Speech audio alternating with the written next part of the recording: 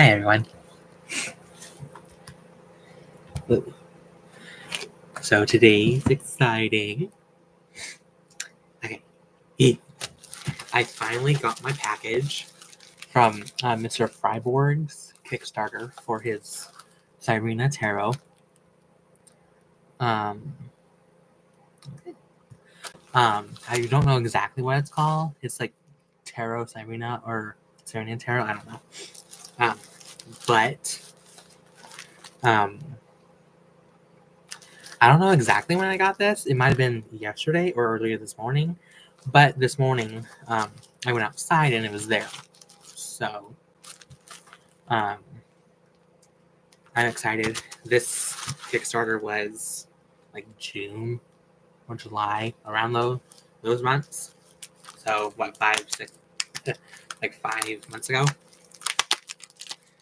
And I ate breakfast, and while I was doing that, before breakfast, I got a notification from Mr. Friborg's Instagram for his, I think it was one of his posts or story posts or whatever. Anyways, and whatever it was led me to his Instagram stories, and I watched them, and he posted a some air was let out because I cut the section. Anyways, he posted a video, of a woman doing a walkthrough, green-eyed tarot or something, and she won the giveaway that he had. And I ate my breakfast while I was watching that video, and it just ended like 11 minutes ago. I also had to do a little something during that time, so it took me a little bit longer. But I'm excited because I got 2 decks. Ugh, I hate that. It released 2. I got 2 decks because this is technically the second time I'm doing this for a deck. I got 2 decks. Okay, well, as you know, my favorite deck is his Purgatorium Hex Oracle. Love this. And actually, a couple weeks ago, I had to, I believe it was this card. Yeah, it was this card. Completely tore, so I had to tape it together. So that's like the 4th card that's torn. And then out of nowhere, somehow all the cards are like creased. And like I don't know why. There was some sort of like breaking point. I don't know, some sort of point to cross to where all of them became that way, and I don't know. Like I said, I don't know how or why, but I think it kind of goes with the aesthetic as well, because it's an old artwork style, and the backs are aging as well. Like some of the ink is coming off. The sides are pretty dirty and stuff, which I might just be making excuses or biases or whatever, because to me it suits the deck because of the art style. And I also have his Taruchi deck as well, and I also got the expansion pack as well, which is just like the my side. And this is one of my favorite devil card depictions ever. So it has the zodiac, the seasons, and some sort of like other like king type stuff or something. I don't know. I forget, because I separated the expansion from this because it was just getting like too thick, and I'm not sure on how I want to do it. Like, do I have each other as their own decks, or put it in this one and have it all in one deck? So I'm like reconfiguring that. But this deck and my Primordial Tarot are the only decks that I have 2 copies of.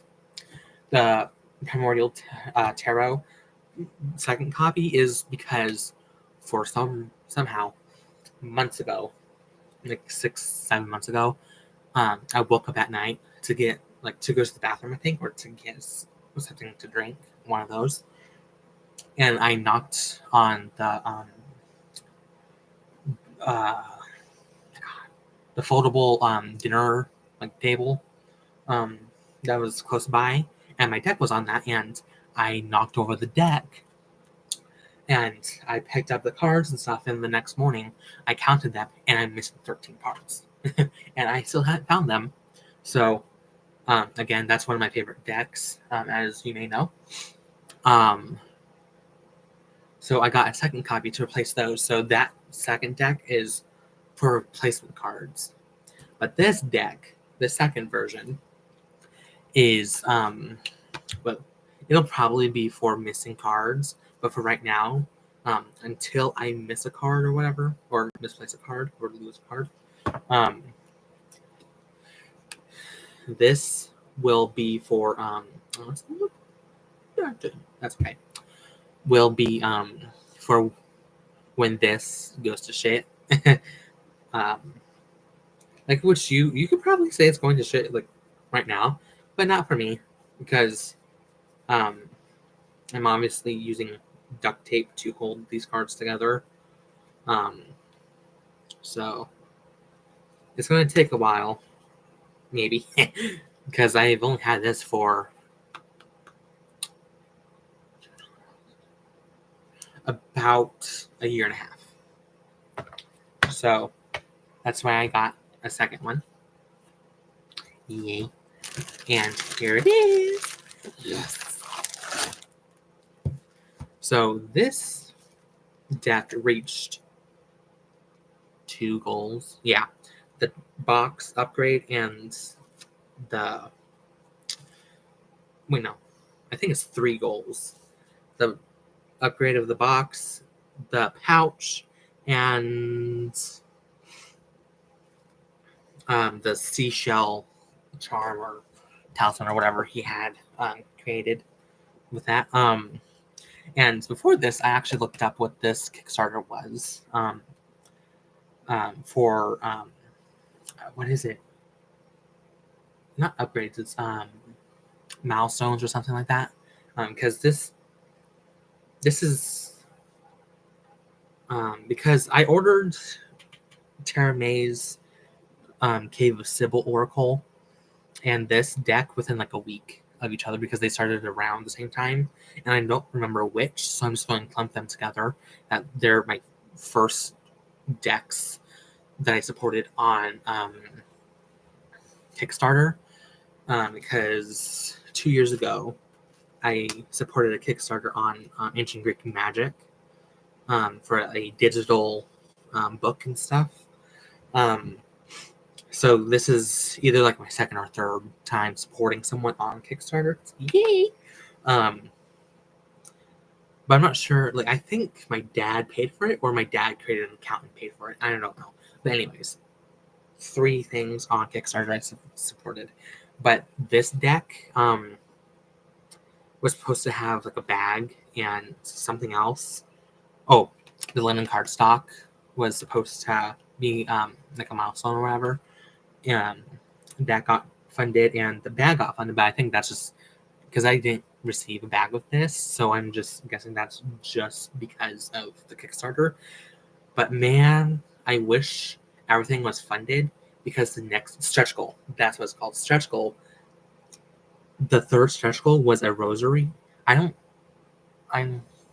not into that stuff, because I think it's Catholic, some sort of denomination of Christianity, but with this it would have been awesome. And the last stretch goal was oh no, the other stretch goal for this was that got funded was a tarot cloth. hello to the viewer. um, but the Purgatory Hex Oracle last stretch goal was a tarot cloth as well, and I wish that also got funded too because it was the cross and the really cool, nice border that's on the back of these cards, and at the bottom was fire.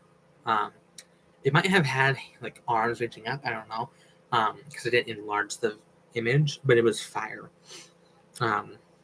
Just white line outline because the background was black, but in like just above the horizontal line of the cross has even the pine shall burn, I believe, because that's what's on the deck box. And like, oh man, I want that. But anyways, and with the last few months, I asked him because this is such an amazing deck. My baby, my boyfriend, my Oracle boyfriend or my Cardomancy boyfriend. I love it so much, and I would love to have a corresponding tarot deck. And I mentioned it to him, and he said that he was thinking of releasing one at the same time as this, but the Kickstarter. But he said he thought like it was going to be a little bit too much, like at the time. I don't necessarily think he meant like price wise, but just like an overload of like too much of the like, maybe like the art style or the imagery or something, but just too much. And I'm just going off of memory. I just remember it being too much. And I forget the context why, but something around that way. So it would be awesome if you made a tarot deck like this because Roger J. Horn, he has published many traditional witchcraft books, and I have one of them called The Witch's Devil, I believe. It's good. I only like a few chapters in, I think. But he released a tarot deck within this art style of old.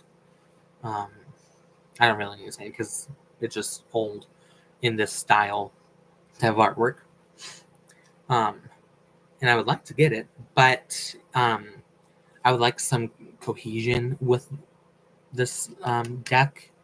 So, because the background color of Roger J. Horn's deck is like a dark orangey brown color, so it doesn't really go with this. And plus, it's a pip deck too, and I don't like pip decks that much. Even though one of my favorite, if not favorite, tarot decks is a pip deck. So, but I think it'd be really cool if you did this for tarot because this is a 70 card deck, so he only needs add 8 more at least. Excuse me, and I say at least because reasons we'll get to. Anyways, and I'm blanking on his name, but Deviant Moon, the Demon creator, has an Oracle deck with this artwork. But the cards are about like an inch bigger on all sides. So it's a combination of this artwork or art style plus, I think his name is Devin. I don't know, but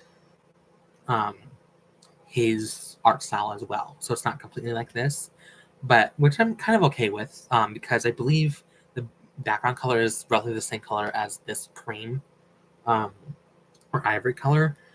But the thing that's stopping me is because it's really glossy finish, and I don't like really glossy paper because I can't fucking see what's on the card or page, and I don't want to be blinded by the sun or any other light. So that's the only thing that's stopping me from buying that Oracle. Because like I don't know, I do like it, but also his I think most, if not all, of his guidebooks are PDF, and I don't like that because that's the main reason why I haven't used his Xammer Twins Oracle that much, because it's a PDF booklet. But I was thinking of getting it published, not published, like, because I can try and upload the PDF to make some like files and print them out and make my own guidebook so I can have a physical one just for myself. Because I don't really want to be looking at any technology except for this if I'm doing something live or whatever. Anyways, okay, getting into the deck. Okay, there's this little package here, which is most likely shell. Oh my god. Oh yeah, and I also have my Poseidon statue here, because, you know, sea themed. And actually, I got it for him for the most part. Ooh! I should really know my shells for obvious reasons, but there you go. Yeah, there's a wide range of shells that you could get. I think he bought these before the stretch goal, because these were stretch goals. But I think he didn't make it there to that stretch goal, but he got them anyways. So this is mine. It's a little cone-shaped shell. That would be cool. And it's like dipped in gold. I don't know if it's real gold or whatever, but that'd be cool to add to something for him, because I already have this pendant for Poseidon. I think the front piece is based on historical, like, coin or something. I think it's something historical, but this is the back, and I don't think that's historical. That's for Poseidon, and this is gonna be for Poseidon 2.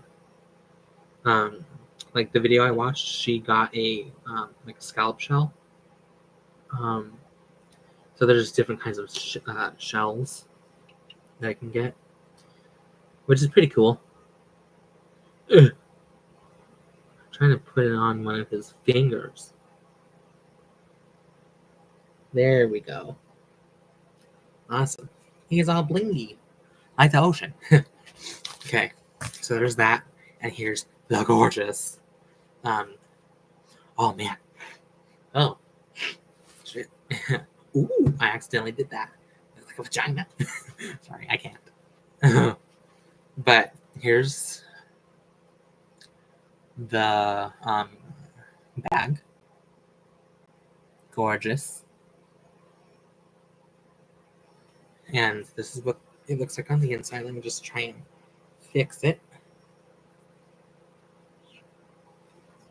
Okay. Nice and pink in there. Okay. I'm pretty picky on all my decks for sure.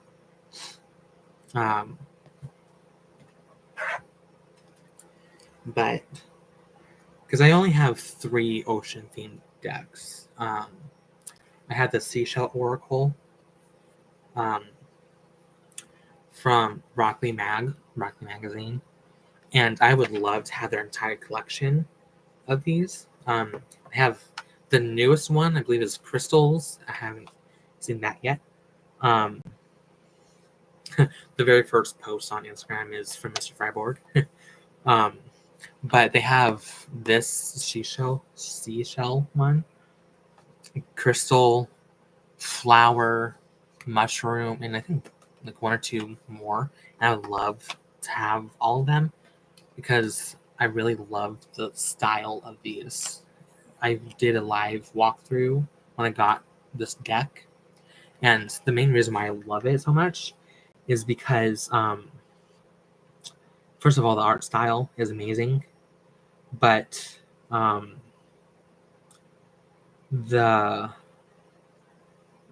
it's, to me, it's very scientific illustrations of, you know, plants, animals, seashells, etc. And I really love scientific illustrations of things.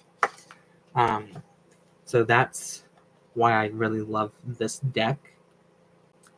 I'm trying to find a post. Okay, there we go. Actually, the main reason why I wanted this deck is because the original art style, it seems to me, was more along the lines of the Purgatorium Hex. So it was like this. I hope he doesn't mind me sharing these posts. There we go. So that was the Devil, the Death card, oh, cool, the Hermit, and I wonder why he changed the art styles, because uh,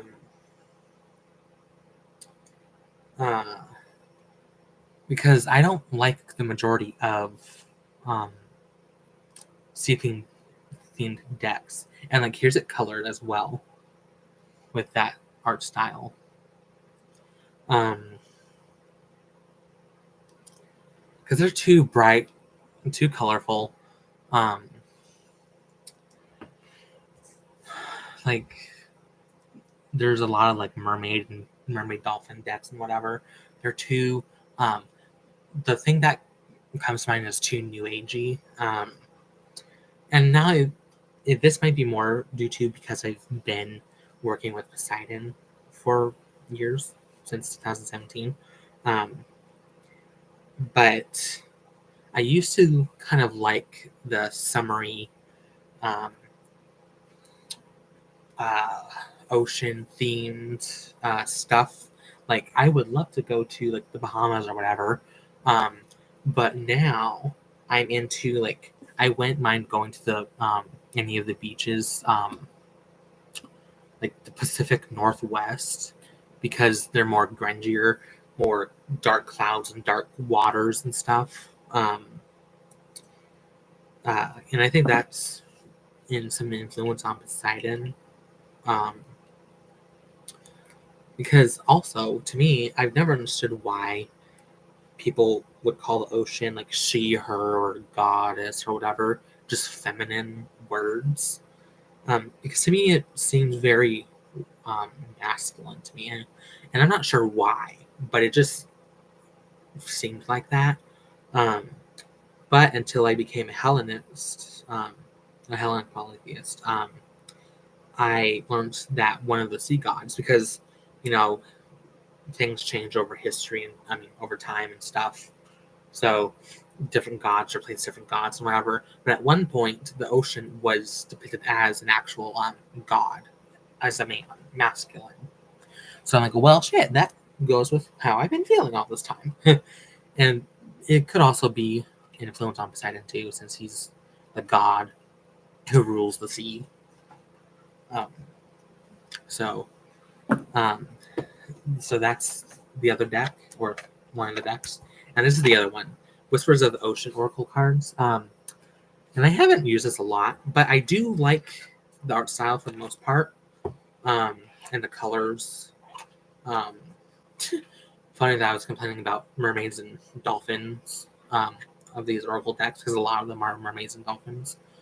I open up the dolphin. 7. Dancing in the rainbow. Break free from whatever you feel is holding you back. Express happiness. Find out what you truly desire. Well, shit, okay. Ooh. Love. Ooh, my dad's favorite fish. Hello. And some sort of ray. So this is the only like animal deck that I actually like, because I would love to have an animal deck, but like really none of them really like hit with me. So that's the second one, but the third one is in my room, and I don't want to go look for it. But it's one of the styles, like It's mostly mermaid themed, but there's also like a Poseidon card, Amphitrite card, like a mermaid's purse card, and so it's like half mythical creatures and gods, and half sea creatures, mostly dolphins and whales and stuff like that. Um, and like I felt pressured to get that. I didn't really feel connected or drawn to it that much, so I kind of like wasted money on that. But this is the bag, nice pink inside, and here is the tarot cloth, pretty sturdy, pretty thick, and I don't know what this is, velvet or something. Ooh. Huh, cool. On the video I saw, it seemed bigger, like about at least 2 to 3.5 inches bigger, but that's probably because of how close up her camera was. But anyways, cool. Oh my god, that's funny. Yeah, this was so tightly packed that on the fabric you can see the imprints of the mermaids flipped. So that's pretty funny. So I'm going to have to see what fabric this is because I want to see if I can iron it out or put it in the washer or something. Ooh, sounds interesting. I don't know if it's bad or what, bad or good, but it's unique. Kind of like it. Probably kind of like a factory smell, maybe. So that'll go away over time, most likely. But yay! This is my first tarot cloth ever. Can't wait to use that. I'm not gonna put it down yet because I don't have enough room. But yeah. Let's see here. Okay. Okay, Mr.Friborg Called Sirena. Oh, there's another tarot deck based on mermaids and stuff that I really want.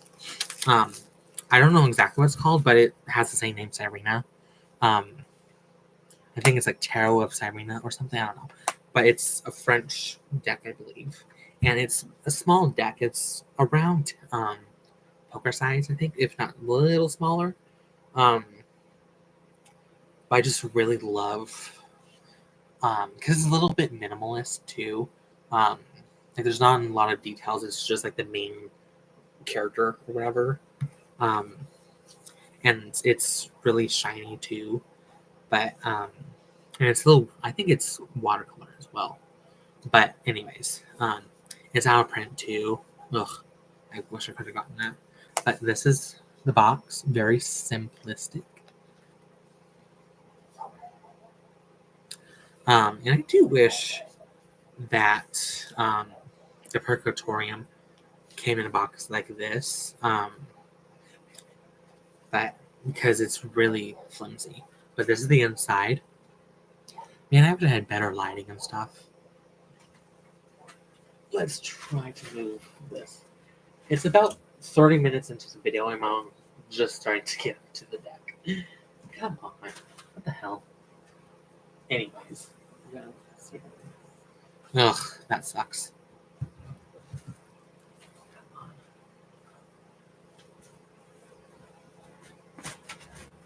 Okay, I got a little bit.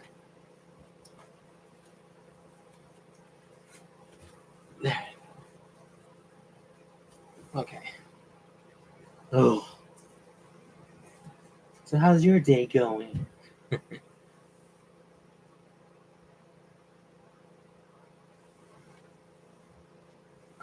Come on. Whatever. That sucks ass. Okay. So that's the deck box. And here's the guidebook. I love the colors that he chose for the guidebook. Let's try and do that. Oh god, I wish I had better lighting. You can kind of see it. And I love the inside. It's like aged paper look, with high polarity meaning and low polarity meaning, which I knew was going to happen because um, both of his decks have that. Do they have? I think.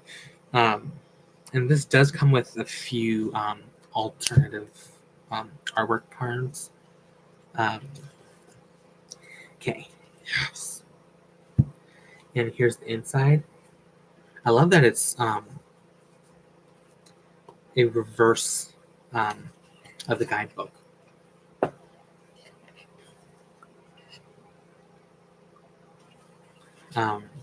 Yellow background and blue line work versus blue background, yellow line work. That's very simple. And I love it too.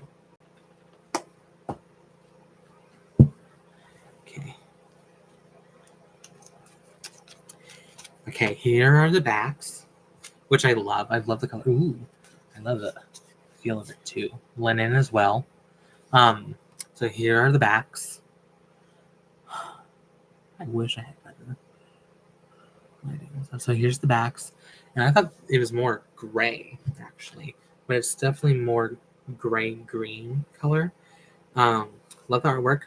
But I like how the color choice is not colorful like the actual deck. So in my mind, it's kind of like, you know how clamshells look just boring and plain and shell colored. So the outside is boring. And I mean that in a good way, because let me get to the point. Because like I said, I do love the artwork, but it's just the colors that I'm talking about. So the color looks boring on the outside, but when you crack open the clam, there's a beautiful pearl in it, and the beautiful pearl is a gorgeous colored art. Excuse me. So nice and white on the outside. So here's the Fool. The Magician, and this is POC inclusive. The Magician. The High Priestess, I love her. Oh my god. Hold on, let me see here. It's a bit better. I feel like I've had better camera quality before on live. But I love this card. The High Priestess. And I really love how the backgrounds are usually one color. The Empress. Oh man. There we go. I think that'll work as much as possible. And the Emperor has 2 cards. So here's the Emperor, 1 Emperor. I'm not sure which ones I want to keep. And here's the other Emperor. I do love the fieriness of his tail and him holding the fire.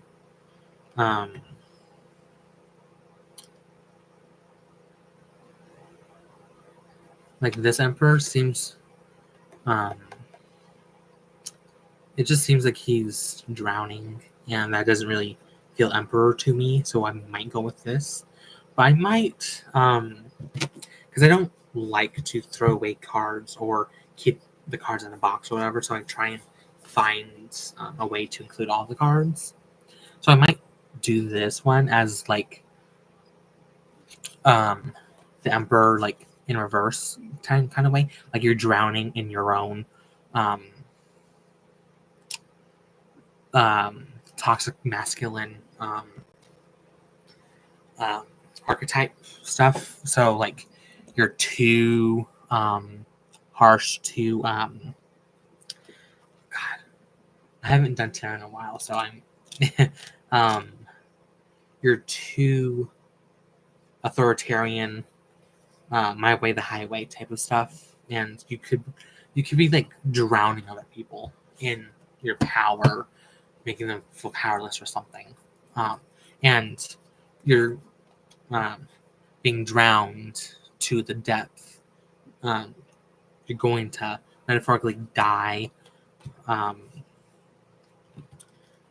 because people revolt and stuff, so they can possibly like overthrow you and stuff, and like sometimes they even kill you. So there's that. The Hierophant.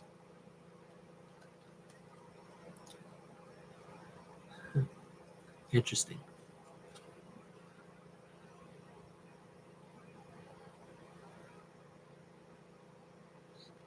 I can kind of see this as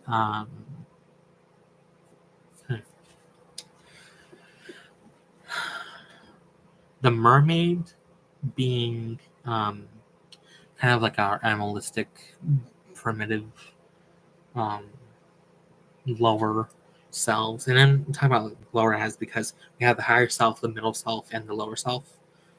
So that's kind of like the fetch in like traditional witchcraft is like the fetch is it's basically like the root chakra type deal. So it's our kind of like our the hierarchy of our needs. The base is food, water, shelter, and stuff like that. Um, so it's so the because mermaids can also, to me, I believe, can also symbolize like a wildness.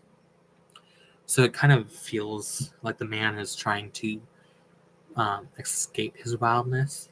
Um, that's kind of how it feels like to me, and it also like it's probably just due to religious trauma. Um, like this, he just gives me savior complex, white savior, um, and stuff. Um, so yeah, the lovers. I do like this card, and he draws his men with cake. So, hi, see that cake? And I love that the angel's like holding him under, so he doesn't slip and die. um, so yeah. And here's the chariot. I do like this card. But I also kind of feel like he could have also done Poseidon too, because there's a really famous artwork of Poseidon. And I think Triton, his son, is in the painting too. But it's really famous with the hippocampus, or the hippocampi, I think, is like the plural of the grown up version of the seahorse. And with Poseidon being drawn by the hippocampus, or hippocampi, within his chariot. So I do like that. But again, I think it would have been pretty cool if Poseidon was on the chariot. Because my favorite tarot deck, the watercolor edition of the Mythical Creatures Tarot, has Poseidon as the chariot. And that artwork, oh my god. My favorite. Strength. And a lot of these mermaids do have wings. I'm not really sure, like lore mythological wise, how many of them have that. Um, I don't know, but this does make sense. Hermit, a hermit crab, merman thing, and I do like that they have the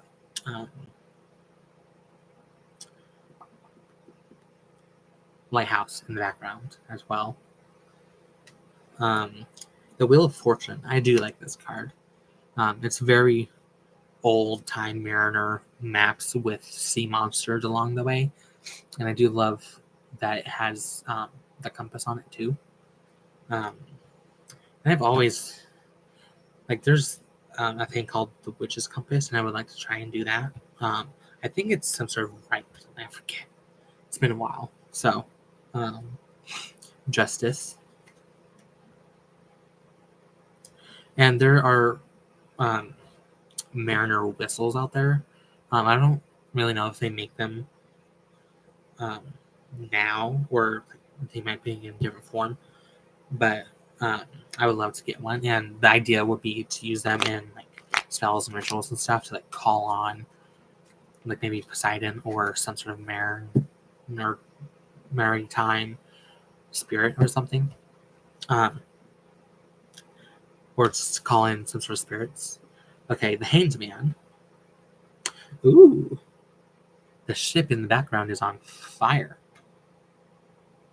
I don't know if you can see that. There we go. Ooh, here's one of the death cards. I think she's playing a violin. Ooh, the ship in the background is sinking. I love the colors, and I love the stars too.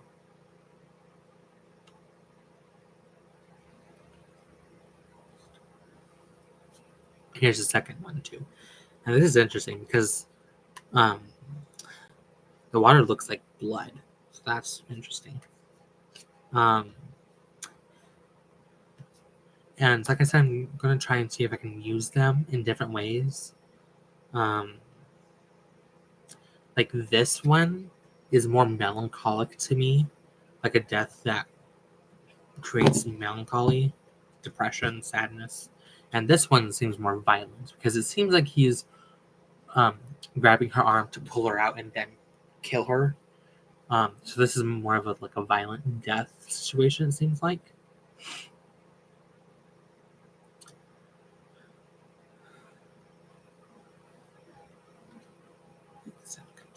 Okay, and here's the Temperance.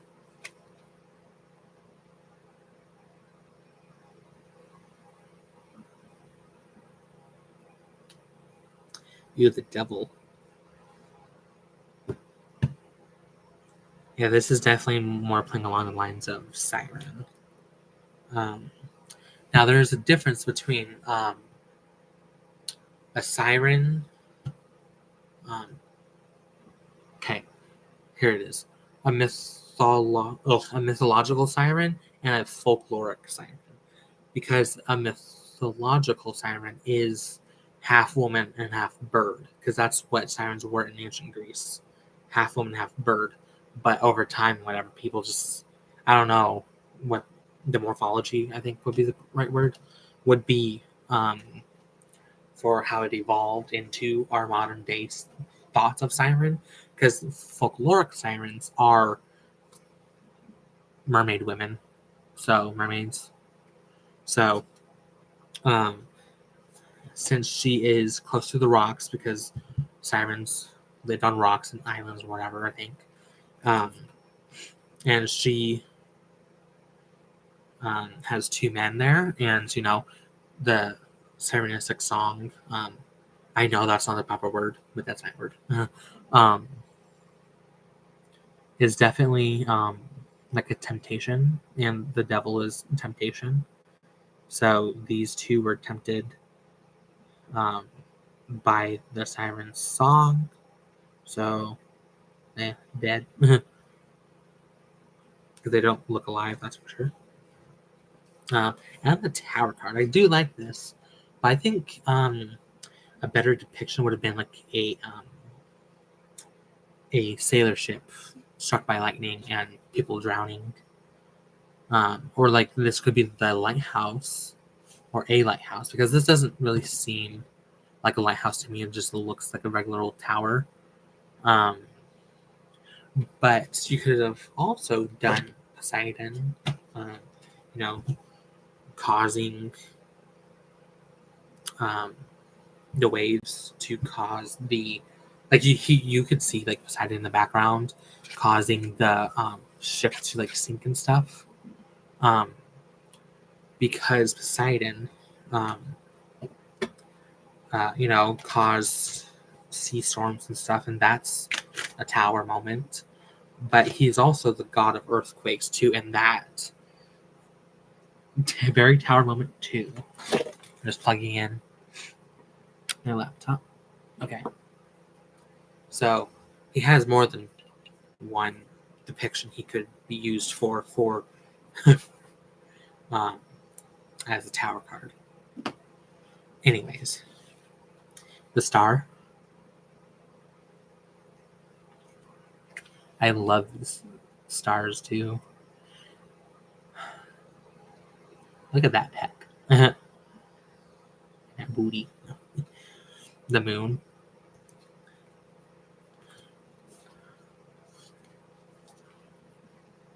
I like how it looks really illuminous in this one. I like that. The sun. And now this to me doesn't really seem very luminous to me, but I think that just might be the like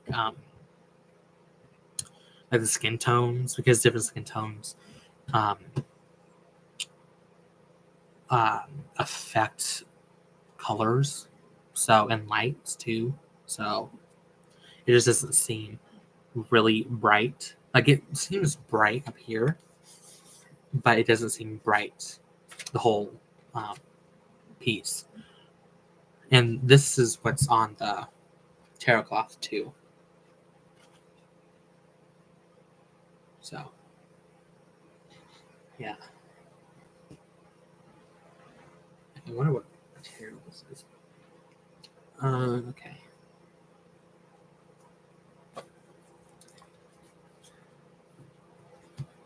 Okay, Judgment. And this creature, I don't know if this is the first time we've seen this or not.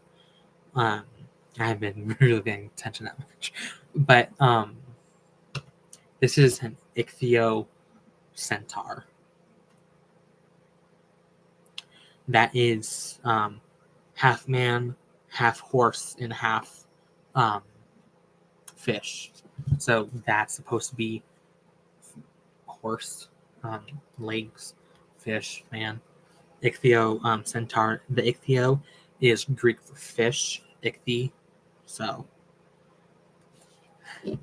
your local Greek language nerd over here.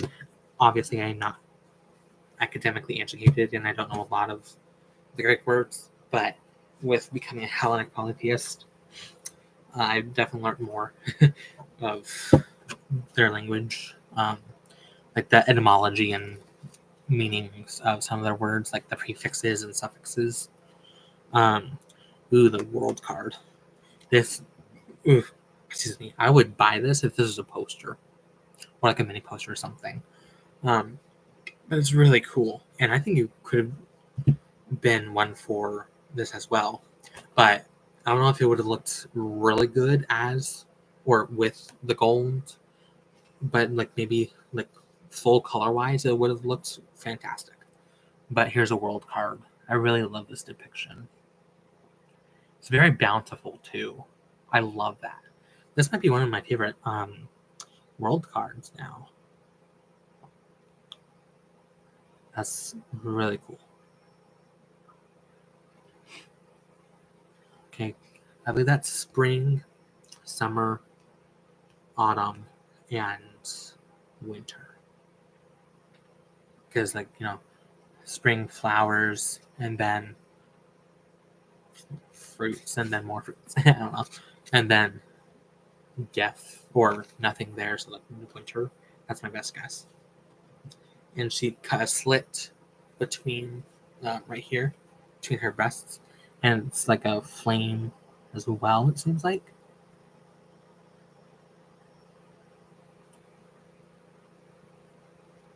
Because that to me kind of reminds me of that I forget what it's called, but it's like, it's kind of like, I think it's like a Mary symbol, the flaming heart of Mary or something.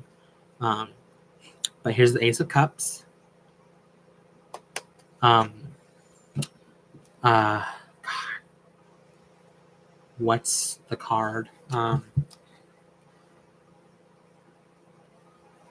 It's not Bounty, I don't think.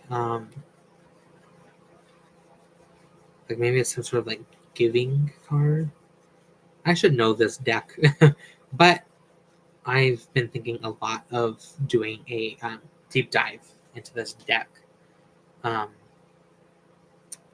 I already have a scanner right here, and I already scanned all the cards in, so I can just print them out. Charity, that's what it's called. This Ace of Cups with water or milk coming out of her breasts, reminds me of the charity card of the Purgatorium Hex. So that's cool. I knew it was some sort of giving type of card. So I'm planning out the structure that I want. Like, I want to look at the etymology of the word, try and find some like affirmations and journaling questions for each card and stuff like that, because I want it to be useful, more meaty type stuff. So here's the Ace of Cups. Here's the Two of Cups.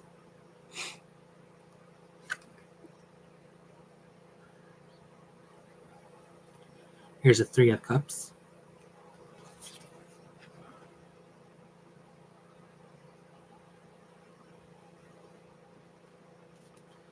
The Four of Cups.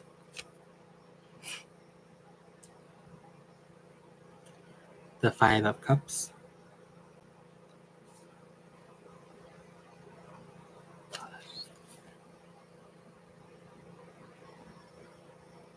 Six of Cups.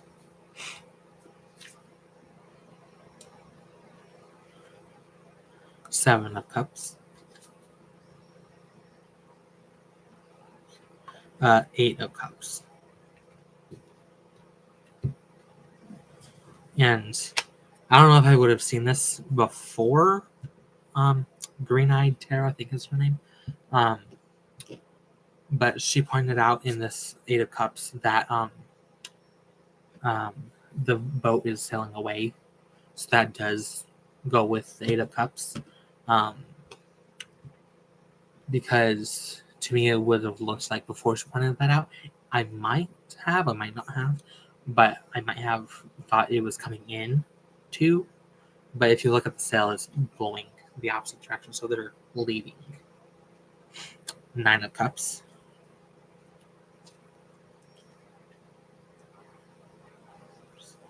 Ten of Cups.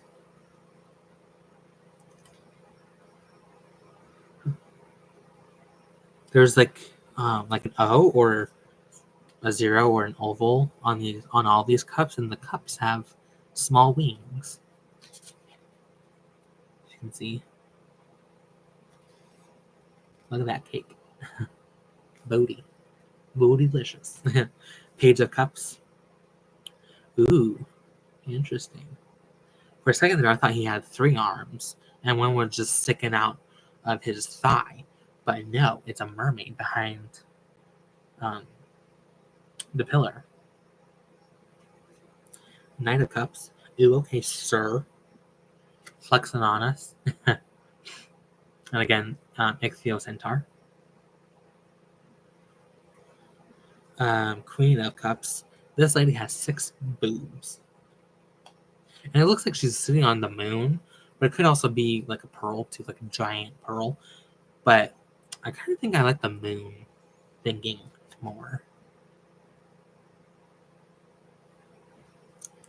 Like she's surveying the watery, her watery realm. Like she has a higher understanding of her emotions. So I think that's what's going to be like my thing for that depiction. And now all these King of Kings are really fucking attractive. And I don't normally like beards sexually. Like on men, I don't really find men with beards that attractive. But sometimes, and that's weird too because I have a beard. But that's just a depression beard, okay?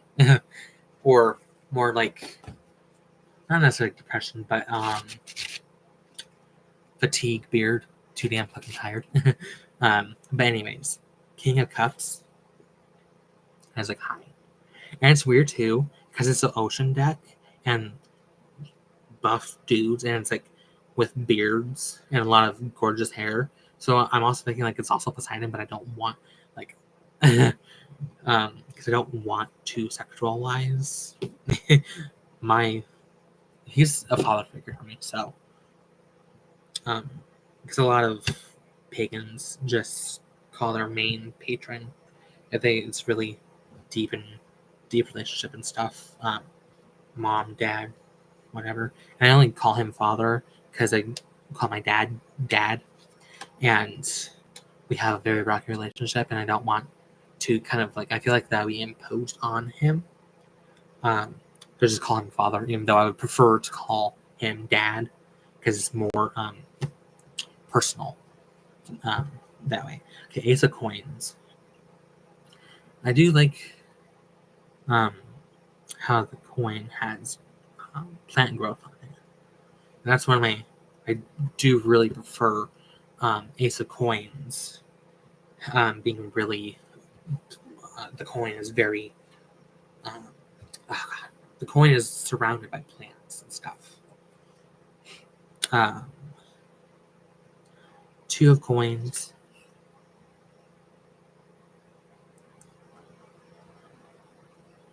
That mermaid or merman that's holding him up must be very strong. Three of Coins. I do like this.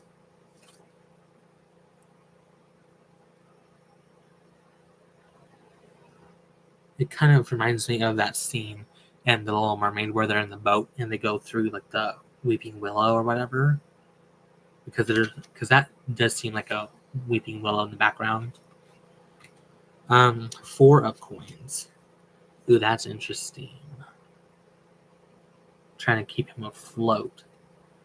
And then you have to either think that mermaid, is she trying to sabotage him or is she trying to help him out? And then you could also say, since I mentioned that mermaids can be also like the primal stuff, or the primal part of us, like maybe it's helping us, maybe it's not. Maybe it's trying to destroy us, topple us over to drown ourselves, and maybe like lose our family and friend, our connections to them. Five of Coins. Excuse me. I like that the two on the top are on the sails of the ships. Six of Coins. I do like that. That's very Little Mermaid. Six of Coins, charity, and stuff like that. And she's helping him out to not die. Ooh, I love the color scheme of this card. The Seven of Coins.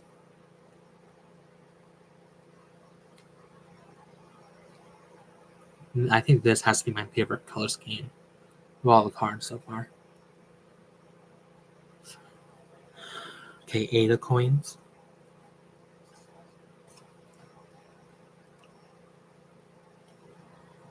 The coin above his head reminds me of an old style halo with the disc instead of just the circular. So I wonder if he meant it that way. So I don't know which denomination of Christianity has that type of depiction. But since he is creating these pentacles, because creating to me is a divine act. It's a very spiritual act too, so it's very fiery. So it's kind of reminding me of the halo and the divinity symbol of the halo and stuff. And just look at these.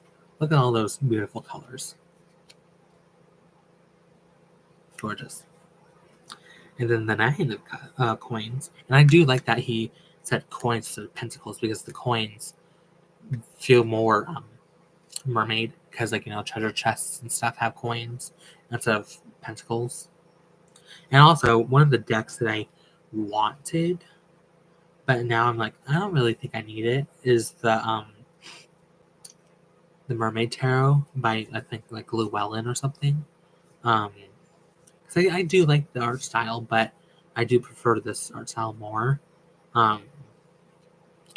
So I think I'm fine with not having that. But the other ocean themed deck is I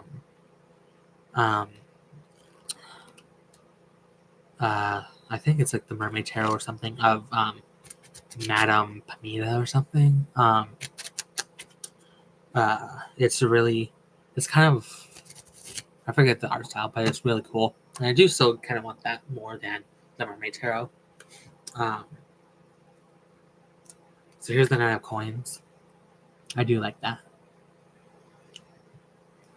Oof, excuse me. And the Ten of Coins. It's pretty cool. You can't really tell that if they're human or merman, or mer people, I should say, since there's a woman there too.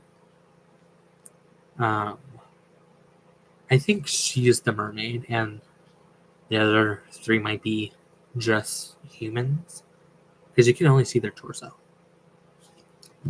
I was thinking that the guy with the white hair was a merman, but I followed the tail, and it's definitely the one who's a merfolk. Okay. And just a warning here, genitalia, Page of Coins.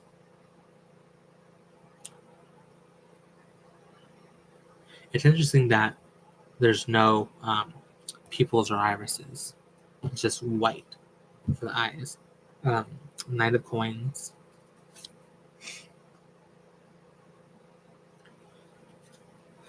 Let's see here.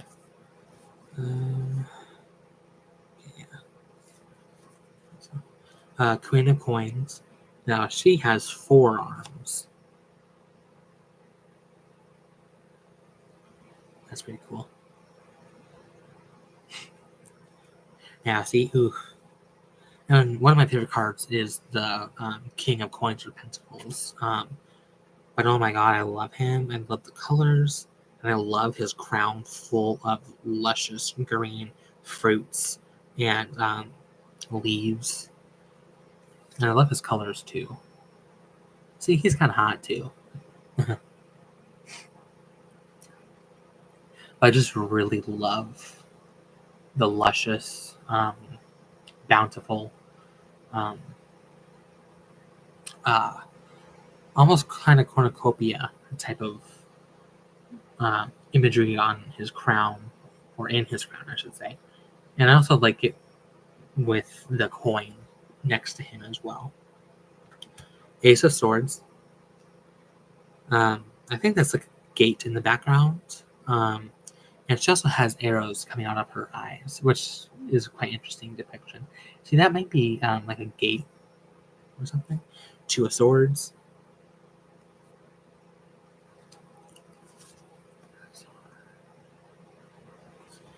Three of Swords. Now, trigger warning as well. Violent. And I don't like these type of images because it gives me anxiety. Yeah, I think it's definitely more of a primal reaction. Primitive, I don't know.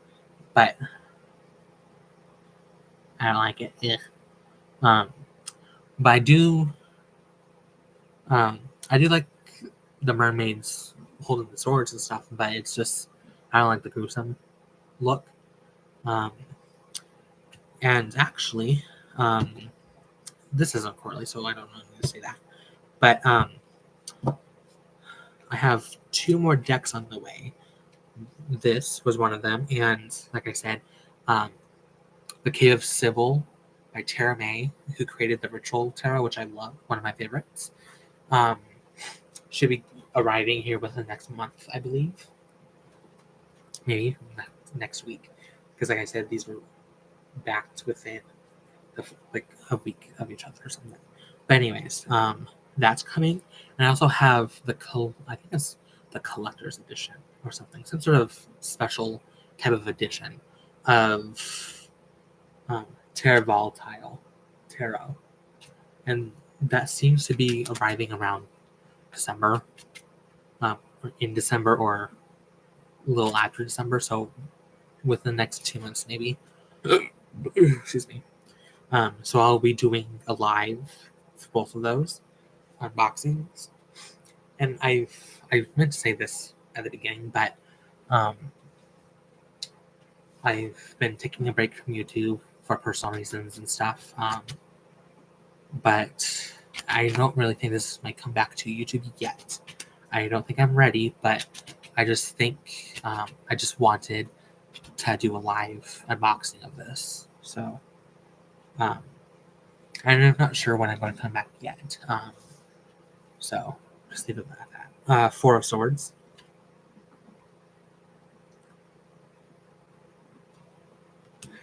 5 of Swords.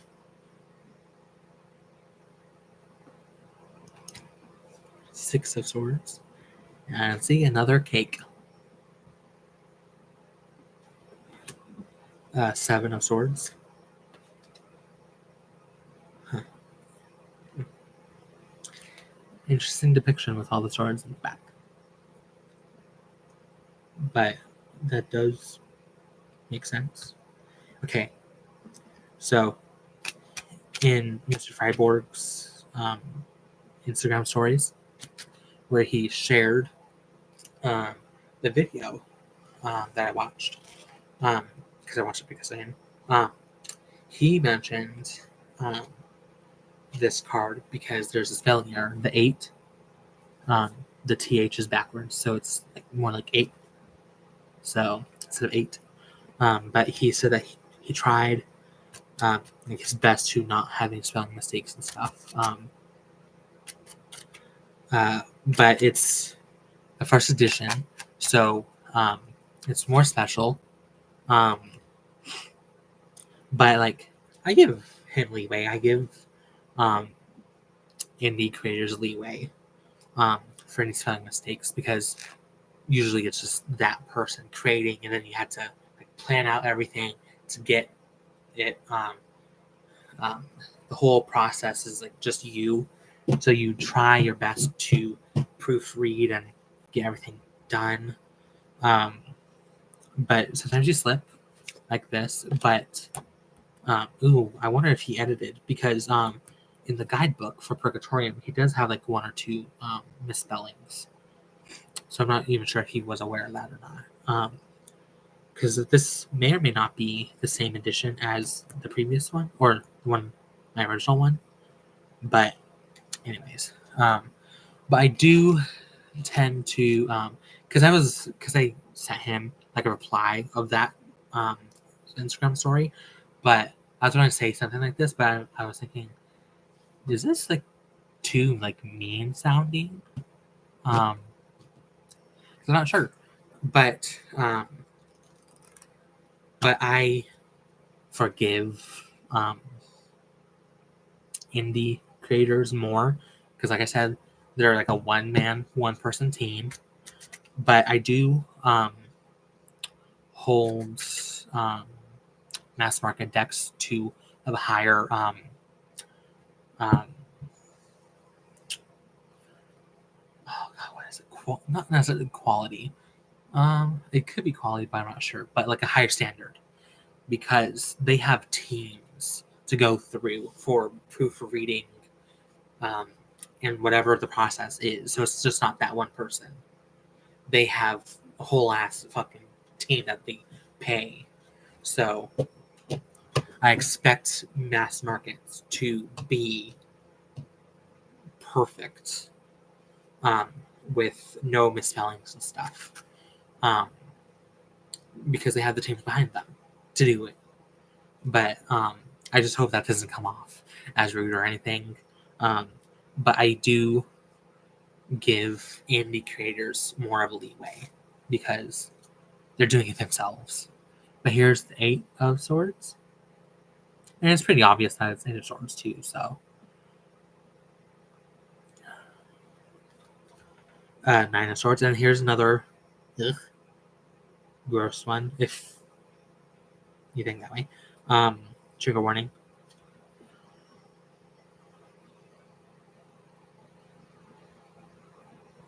9 of Swords.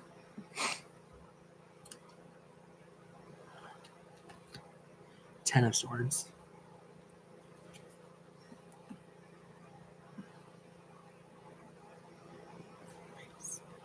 Okay, Page of Swords.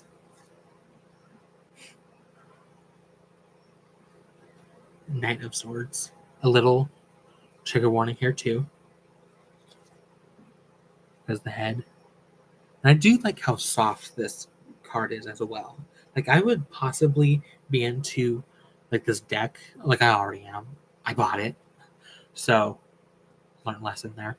But I might also, like, if the entire deck was this color scheme, I might have bought it too there. And those wings on top of his head remind me of Hermes, and the gate is there too. Queen of Swords. This looks more like a dolphin or a shark type tail. Ooh, this is one of my favorite sword. Kings, because he looks powerful and hot. Hi. Yeah. Ace of Staves. I do like this. The fire seems more fiery. You know how it like dances and moves. Because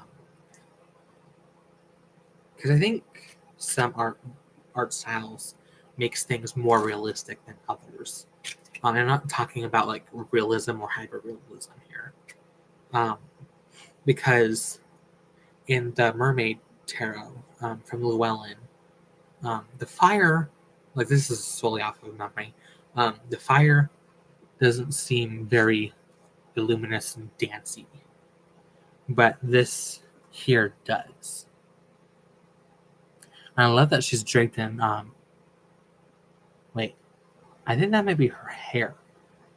I think that's her hair. It has to be her hair. Yeah, it's her hair, I think. I thought it was seaweed or kelp. Two of Staves. I like this too. I love the contrast of the warm colors and the cool colors. Like that, those torches seem like they are on fire since it's nighttime there. Three of Staves.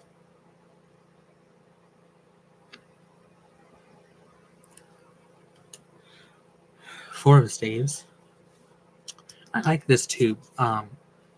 They have plant staves as well instead of just wood fire staves. Okay, five of staves. I like this. More cake. Speaking of cake, um,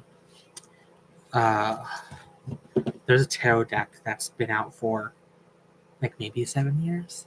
The Sabbath Tarot or something. It's some sort of Sabbath Eve tarot. It's photography based art, which I normally don't like for cards, but it's really dark and it's gay. It's a gay themed deck. Very few women, but a lot, like everyone there is fucking muscular and buff with good looking asses too. So I want that deck. I've been wanting it for a while, but it's a lot. It's over $100. I think it's like over 140, 170. I don't know, between that, but it's expensive because it's a big box, and it comes with other things too, I think. But I want that deck. I want some sort of gay deck in my collection because I don't like all. I don't like. There's one gay deck that I like, and I'm totally skipping on it, but it's a new deck. But I should have it. I do have it in my playlist of decks that I want.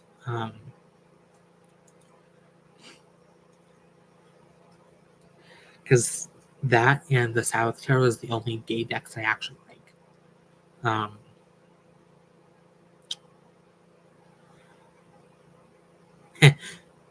My live just popped up on my own um, feed on my YouTube. Okay.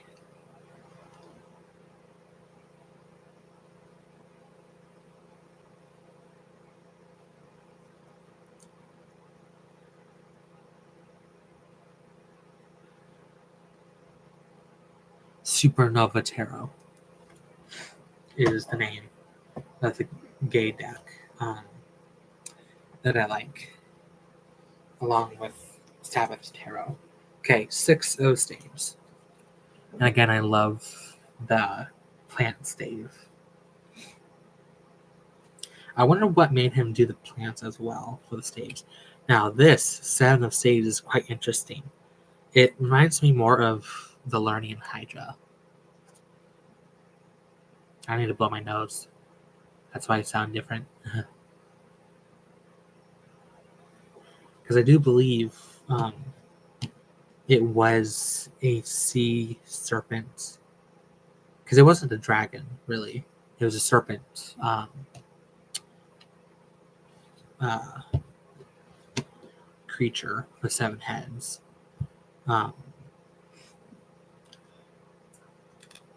It was a sea serpent or like a water, like an inland type of water creature. 8 of staves. Oh, these are arrows now for the staves. That's interesting. Huh. I wonder where the other ones came from. I'm guessing other angel-like mermaids. Okay, 9 of staves. This is interesting. He's been shot with staves or arrows, and that one just pierced right through his entire arm.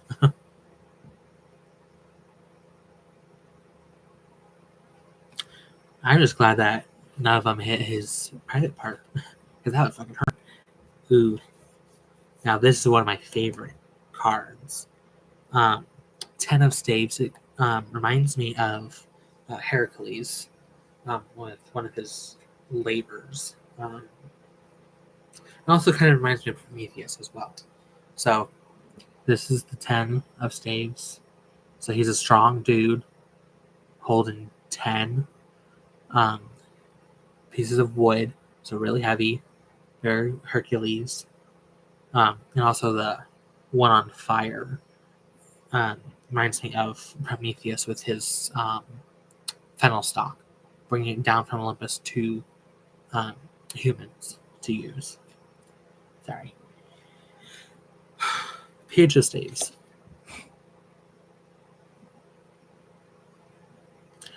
Huh. That reminds me of, that stave reminds me of Theresis, I think it's called. I don't know. It's the stave or staff of Dionysus, I think, or Dionysus priestess or something. Some sort of staff associated with Dionysus. People don't really know if it's like a pine cone or an artichoke or something. So it's just theories. So that kind of reminds me of that. Knight of Staves. I like his coloring of his non-human halves, let's just say. Now that looks like a full-on club, and Heracles used a club. So,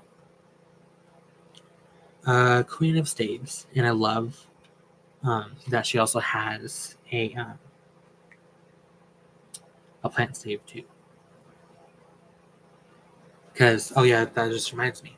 Because usually the wands and staves are wood, but with small growing stems of like leaves, which I really just learned within the last year, I think, or this year.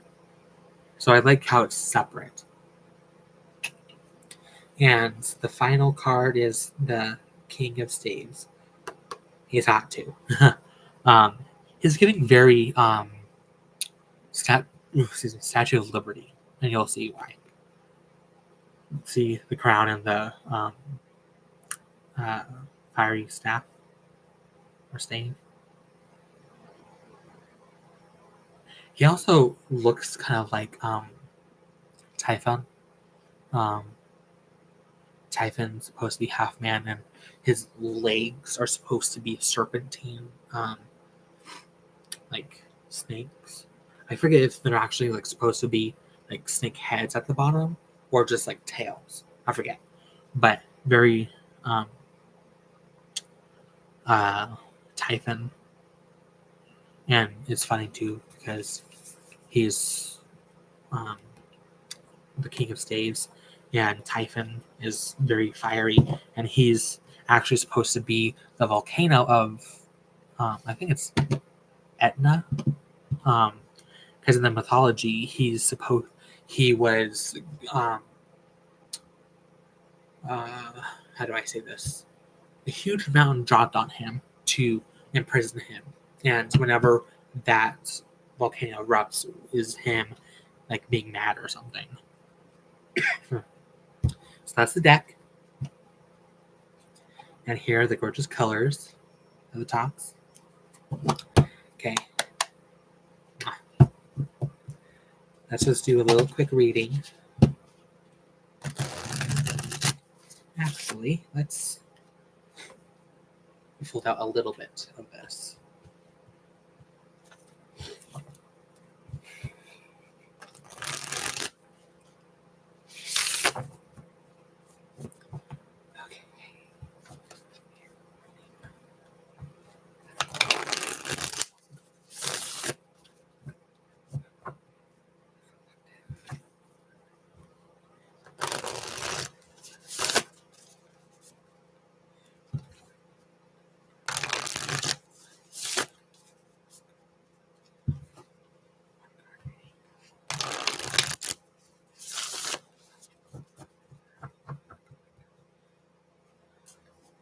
Ooh, the bottom is the King of Cups. Okay. Ooh. Son of Staves. Let's see what the guidebook says. Okay.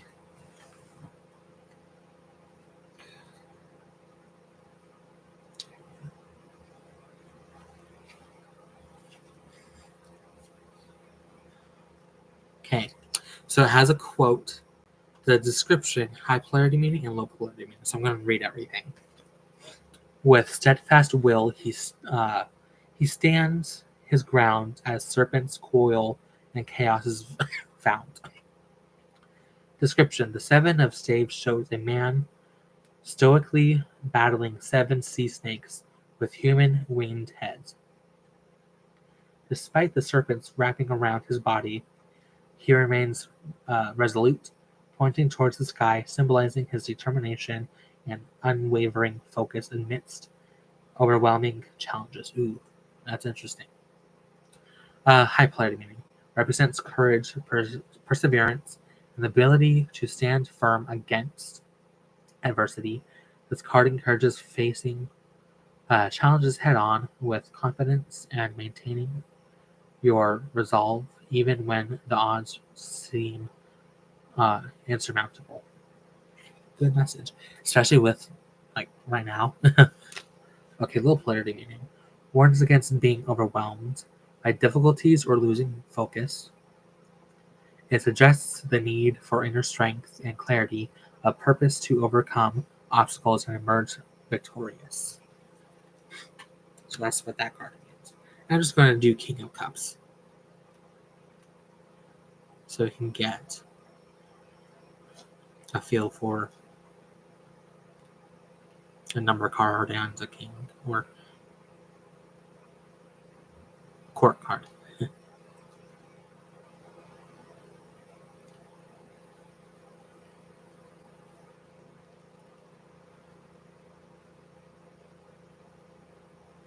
there we go. And plus, the King of Cups is Poseidon's card anyways, so.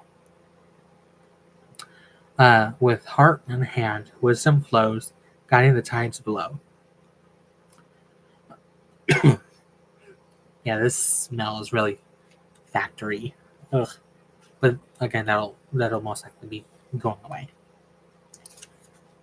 Description: the King of Cups, a powerful winged merman. I'm glad he said merman.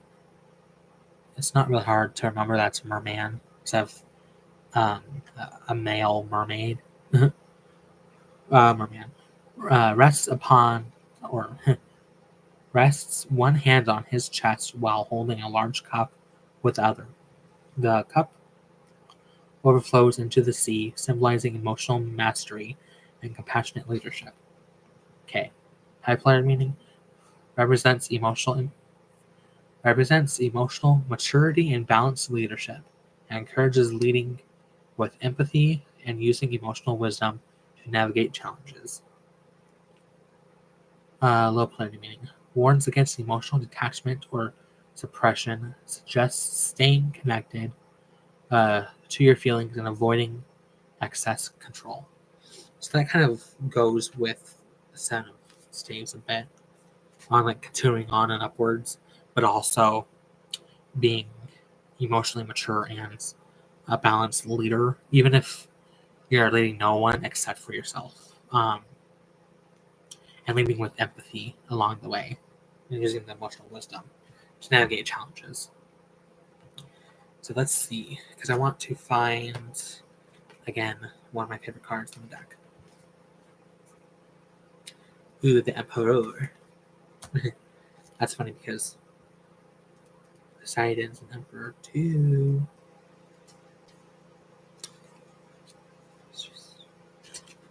Okay.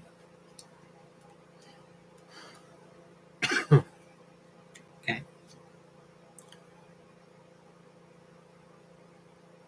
Okay, so this is the secondary, I think.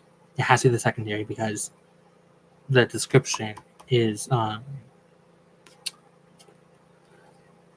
the other Emperor card.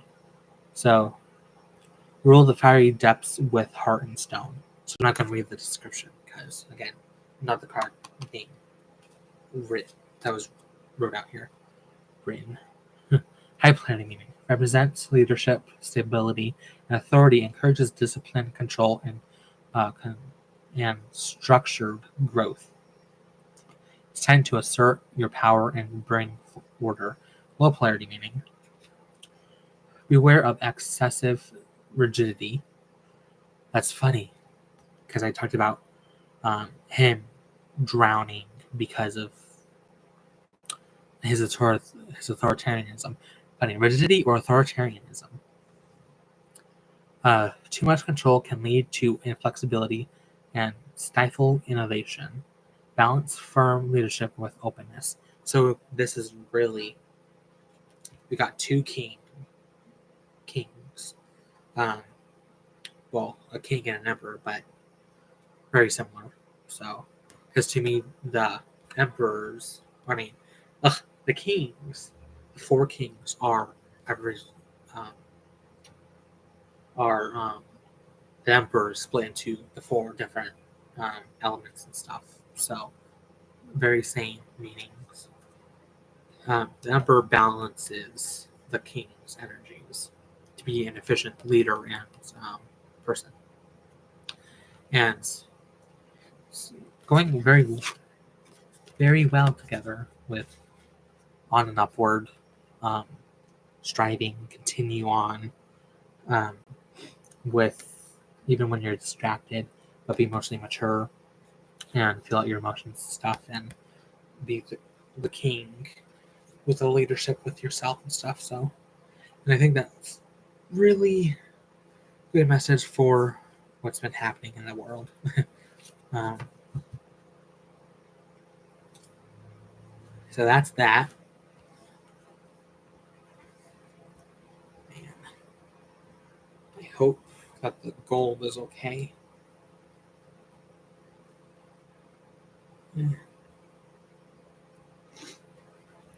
I need to read up on what material this is because I don't want to ruin it. But I also don't want it to look like this.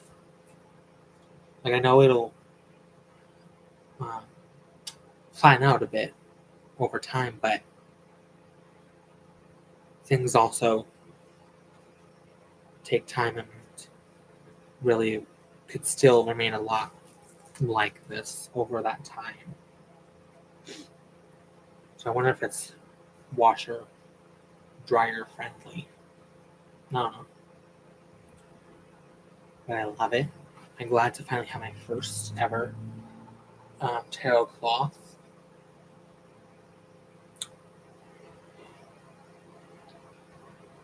It'd be cool if he made the tarot deck in the Purgatorian art style and everything was backed to where we can get a cloth and like a bag and the rosary and whatever new ideas he has. Because I think, I don't really know if I would use the rosary. Maybe, I would use it as like a prayer set, and I would possibly wrap it around this and connect it to the spirit of the deck. I don't know. But why am I even talking about this? Because the rosary doesn't even exist anymore. Or it never existed because it didn't reach that goal. But just saying. So that was really fun. And I had to put this in front of the fan. Because, woo boy. I'm not even sure if I need to open this yet. You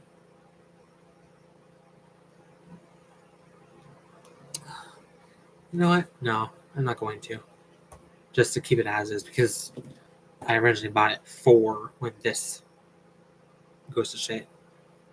So, I did find it up a little bit, but I think I want to keep it in the wrap, I should say. So that was it. I really love it.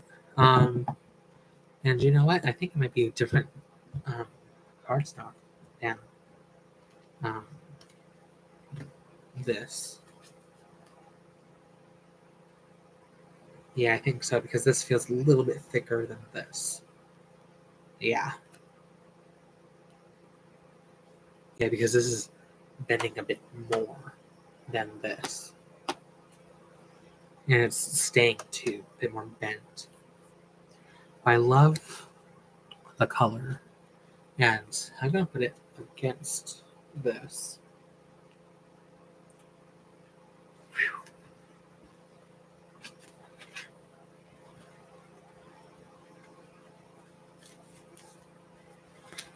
I think it was a good choice to make it that color, because I think blue, obviously it depends on what blue, maybe this same blue. It's more of a turquoisey color. It might have overdone it, because blue and orange are complementary colors on the color wheel. So,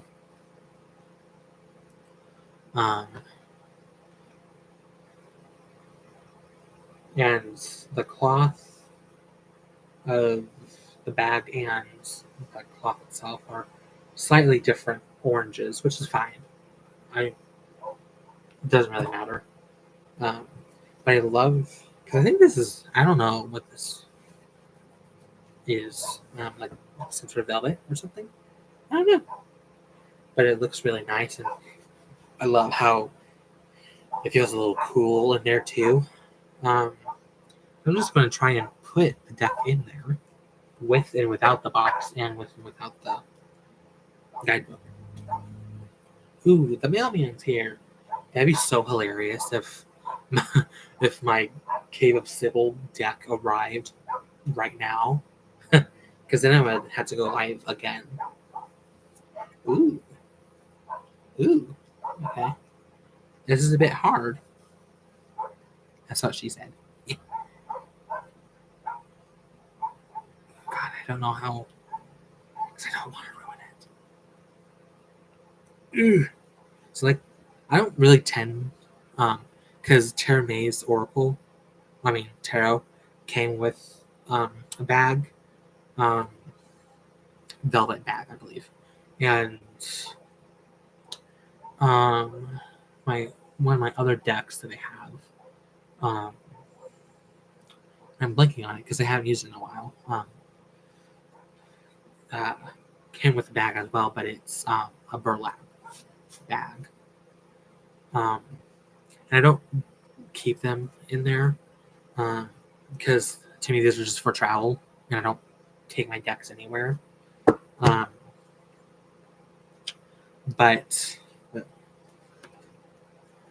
I do tend to keep my ritual or the ritual tarot in its bag, because I just love the velvet. because it's just really nice. Like I do like the burlap bag, but I prefer. So that's the deck with the guidebook, but the other one was just the deck. Um, but I might keep this deck and this bag too, because it's really fucking gorgeous. What a surprise! Um, I love these boxes too, but my favorite kind of box is a clamshell box, which is the type of box that my favorite watercolor edition of the Mythical Creatures Tarot is in. I just find it better. Not necessarily quality wise, like what it's made out of, but I just find it to be a better style of box. Okay, so it's in there. We're gonna see if it fits. A little snug, but that's probably just user error. So, oh my god. And it does fit nice and well. I also need to get a lint roller too, because it's not necessarily lint, but there's just random stuff on it. Huh. Like, I don't even know what that's supposed to be. I don't know if my camera will pick that up. See that little thing there and there? There's just stuff on it. And like little pieces of some sort of like thread. And it's not, because it seems like a pink thread like this. So I'm thinking like they use some sort of pink thread to attach the pink to the orange. I don't know. But the structure is not I just had it. It's not qualified. The structural integrity is still there. So it's just random stuff on it. Ooh. I wonder what those are. Like that.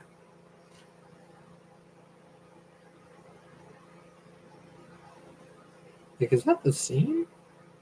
I think that's the seam part. Yeah. Huh. Hopefully the structural integrity is there. Again, this is the first time that I ever had a bag like this, so I can't tell if it's good or bad. But yeah. Really gorgeous. I wonder how long this gold will last. I wish it would last forever, but age is a thing, and how well you take care of it also is a factor. And I think humidity and water in the air, humidity, I guess, has an effect on that too, I believe. So, and I believe Arizona doesn't have that much humidity, so it's usually just heat. So that's really cool. I want it to stay on, but I don't know what else to say. I don't necessarily want to call on Poseidon for a reading because I don't feel like it. But I can do pairings. And these decks are going to be for Poseidon. I've had this for at least 4 months, I think, if not longer. But stuff happened and whatnot. Anyways.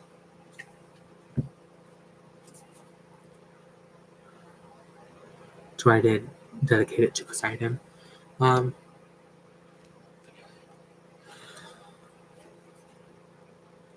also don't want to force myself either. I guess they kind of go. But I think I would still use it anyways together. I think these go more than the Whispers of the Ocean Oracle. because I think the art styles are a bit complementary between these two decks. And the Whispers of the Ocean is just too much of a difference for art style to go with it. Oh yeah, and a part of me, when I first saw the announcement of this version, is like I didn't quite like the box for the title, but I like it now more in person, because it also kind of goes along with like the old papery feel or look, I should say, kind of like the Wheel of Fortune card. And like I said, I really want all Broccoli Mags' Oracle decks because, like I said earlier, ooh, the King of Staves. And I love that Mr. Friborg isn't afraid to show bodies and sexual organs and stuff and buttons. Oh yeah, let's see.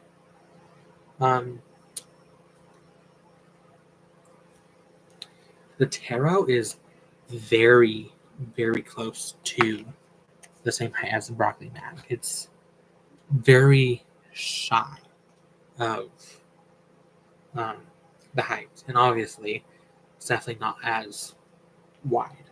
It's about 3/4 of an inch to an inch wider than the tarot. And this is one of my favorite cards of the Seashell Oracle.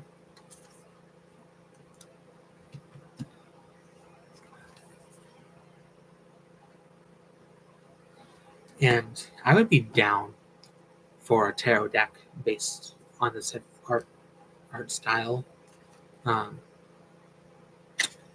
But again, it has to like look in a certain way. And I wouldn't mind a tarot deck on the same like theme as seashells, but also other sea creatures, because this does have sea creatures. They have their own kind of like arcana as well, like actual like sea creatures, people that you would see by the sea, like sea combers and scuba divers and stuff. But I would be down for, and I don't normally like borders, but I do love it in this deck because it still gives a little bit of the old timey look, a bit. And each border is different for each arcana.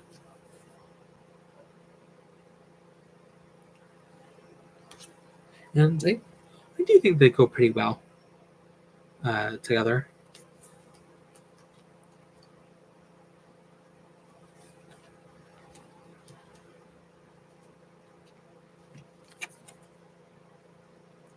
So yeah, there's that. I'm only going to pull a few cards in the Whispers of the Ocean. So here's all 3 decks. Maybe they go somewhat together. But let's just go with these 2. Yeah, I think this bridges these 2 together, because this has old time feeling of this tarot, but this has the colors a bit more of the Whispers of the Ocean Oracle.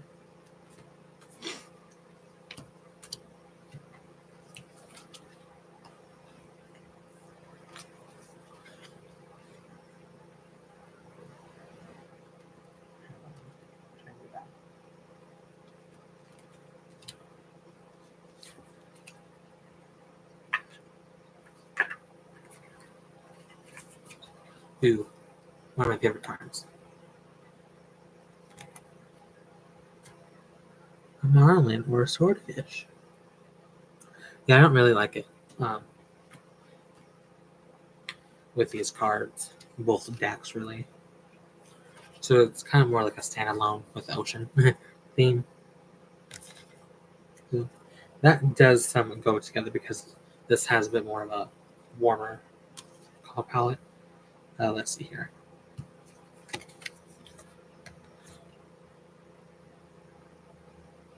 I let's see here. Yeah. Like I said, I do really love the colors go pretty well, and like I said, the colors are pretty minimal for this, but I like that. Yes, the color is very minimal. It's monochrome, same color family, but minimal color, with very good detail of the art, but minimal with this, with one color, but then a border with a seashell in the middle that um, has some sort of like hollow to it or something. I don't know exactly what the thing is, but very minimal, so it's pretty cool. So I think that's going to be it. Here's the scallop, because the scallop's on the back of this deck. So, upside down. What else? There we go. And I think that's it for the video. Ooh, the guidebook fell right into the box. Perfect. But just one thing about this deck is I don't really like the guidebook. It's very... It doesn't help me a lot. So, yeah, see? It doesn't help me that much. So it's more of a thing that I need to explore more. And again, I think I would do a deep dive with the etymology of the words and stuff, and try and learn like any philosophical ideologies and stuff around those words, maybe, depending on which words, obviously. I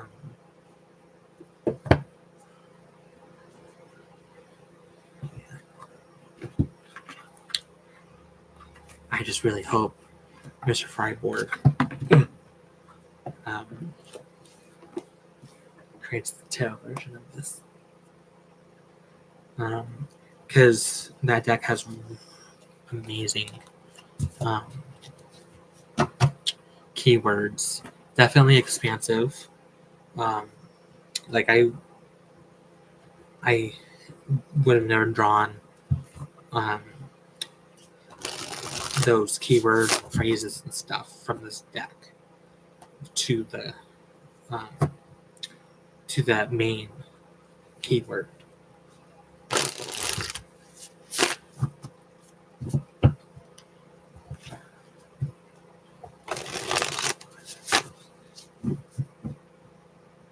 I just like to shuffle sometimes without even really drawing a card, so.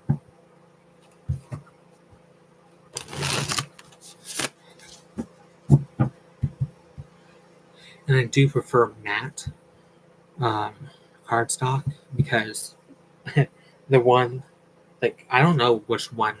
Ooh, the sun is on top. I don't know, like, there are runner-up reasonings for this. It looks really great together. But, like, I don't want to be blinded by it when I'm trying to get the best angle to see it because I can't fucking see it because of the light. Because I'm here for the artwork. That's 1A, and 1B is we are a society. We're a society that posts on social media.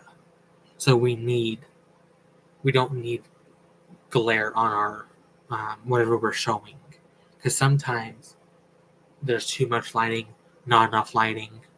There's not that much in between. So gloss finish doesn't help that situation at all. But I have heard that gloss brings out more of the color. And I don't know, like maybe it does, because there's no deck out there that has, not to my knowledge, that has a gloss and a matte to where we can um, compare. And it's, I want to compare because I want to know myself. And it feels good in the hand. I love the feel of the sides, and I love the texture of it too. And it feels like the face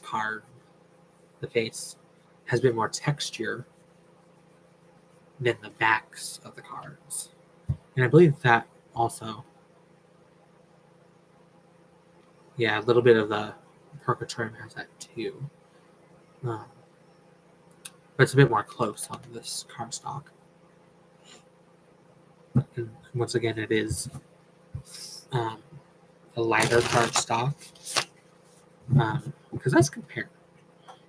And obviously, it's probably not going to be that good of a comparison, because this has puffed out because it is old. It's used old. Only had it for a year and a half, roughly. So, yeah, see, it is thicker for this, for the Purgatorium, it seems like. But then again, I do have some tape in here too. But with this, though, with the unopened, it does seem to be more of this. It's thicker than this because obviously there's a guidebook in there too. And it's a very thick guidebook too. So I'm not sure.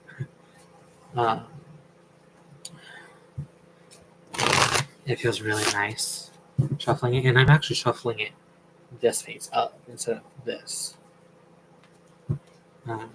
because I want to keep it as equal, as flat, I should say, as possible, because it is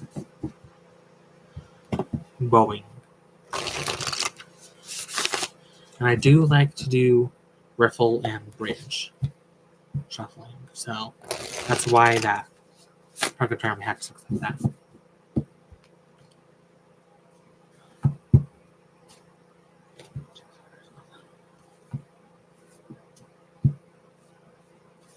Let's try overhand. Ooh. Feels good overhand too.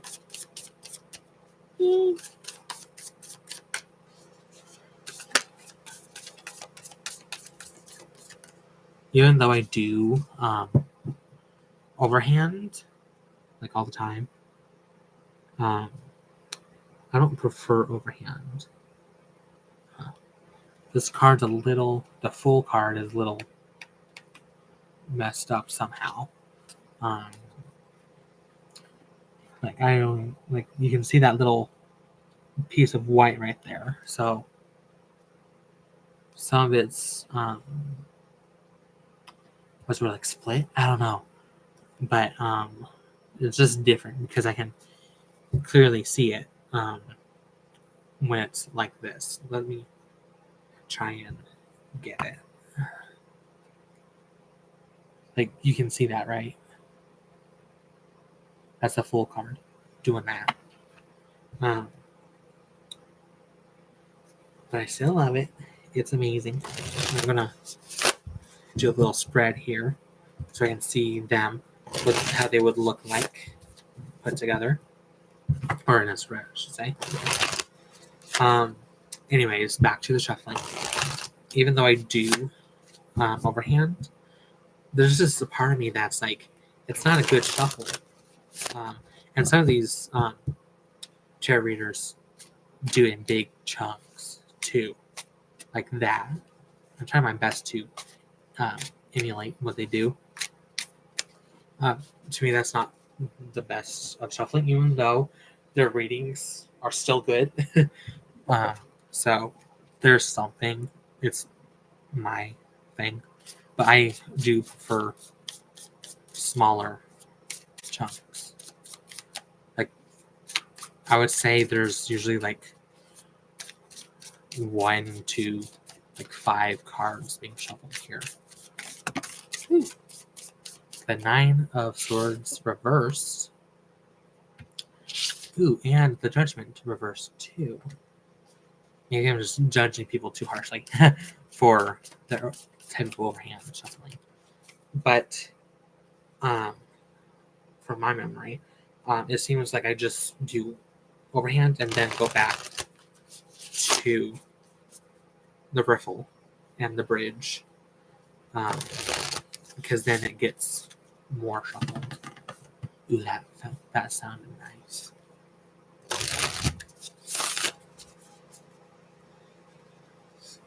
Yeah, I remember when I couldn't. I remember when I was able to do bridge.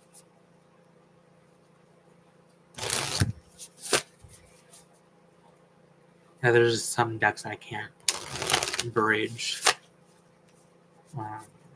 because the card stock and stuff. But okay, let's just pull some cards. Ooh, the Tower. Ooh, the Hermit. Ooh, the Two of Cups. Ooh, the Eight of States. They all look so gorgeous together, which is fantastic. And I think they do look pretty good on the orange as well. Okay. Because I want to see what the Nine of Swords and Judgment says in this book.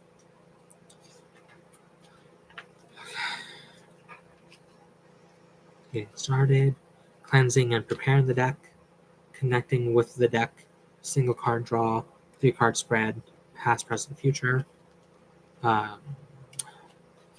Situation, challenge, advice, the Sirena spread, the depths spread,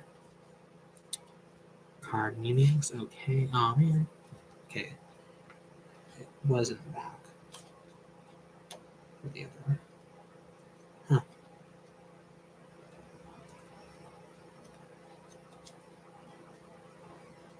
Oh, there's the final thoughts. Cool. But it seems like there's no table of contents, which is a bummer. Yeah, there's no table of contents, which sucks. Okay, 9 of Swords. Well, shit, I just said so right open to it. Okay. Low polarity meaning. Warnings. Warns against becoming consumed by guilt or regret over necessary sacrifices. Well, fuck. It encourages facing your fears. What the fuck? Directly, and finding peace in the decisions that must be made, even when they are painful. It's already reading me. The depths of this tarot. Judgment. Okay, judgment. Low polarity meaning. Oh, wow. Okay. Okay. And I said, oh, wow, because there's a lot of text for this one. Because it seems like most of these cards seem to not be that much text. But low polarity meaning for judgment reverse. So low polarity meaning warns of ignoring the call to change, the consequences of unresolved past issues, or the refusal to adapt to new realities.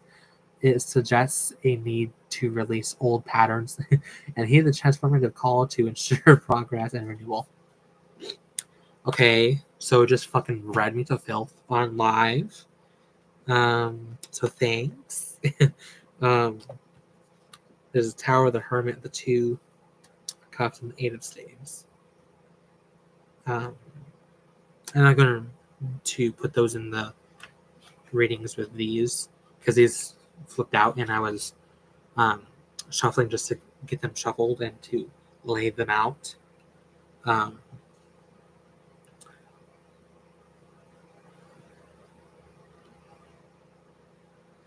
But it kind of looks a little connected here with these cards and the original cards that I pulled, with the sense of Towers out here and the Hermit, like shit. 2 Cups and 8 of Staves. Cool. Okay. Just read me to Phil Ficey. Looking at Poseidon's statue here. And like I said, I didn't call on him, but sea related, so. So I'm going to try and find out how to use this pendant. I'm already thinking of, because I have the beads for this, I was going to make a prayer bead set for Poseidon, using this as the main like bead to say it's Poseidon. But I'm also thinking of including this pendant as well. I'm not sure yet, because I want it on to be on display, because like right here, because it's kind of going behind the Poseidon pendant, see? And I don't want that. I want it to be in its full glory. So I'm going to try and find a way to use this. And I have a plan for this deck as well, and I'm not going to share it out loud because I want it to be a surprise. And also, I don't want to set myself up for anything, the pressure.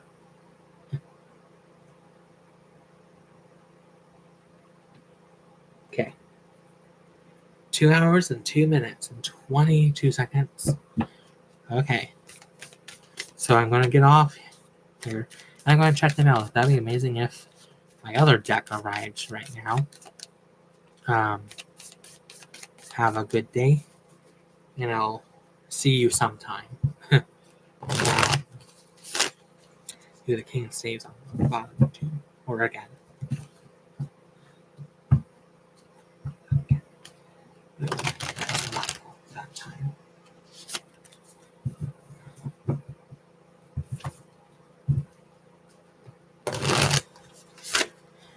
Yeah, just like the original art style was definitely really cool, but the reason why I still bought this is because like, yes, it's still pretty colorful, but still pretty grunge looking. Like, it's not super bright. Like, this is pretty bright, but it's still grungy. It's more of a mustard yellow sky than yellow.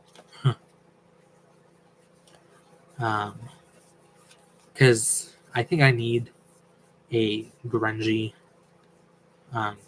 deck, like, to dedicate to Poseidon if I want to. I need it to be more of the masculine, darker, grungy look. Because, like I said, the New Age ones aren't it for me.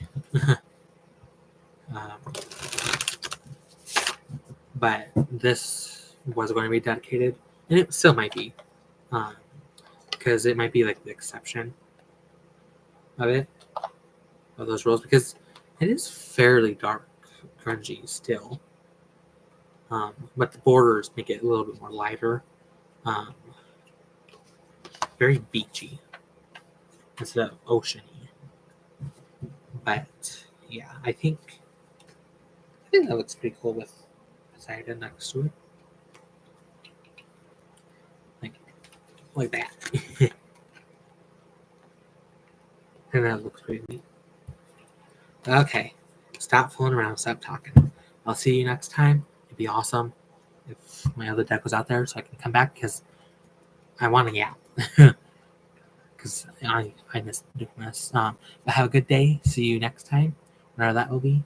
And see ya.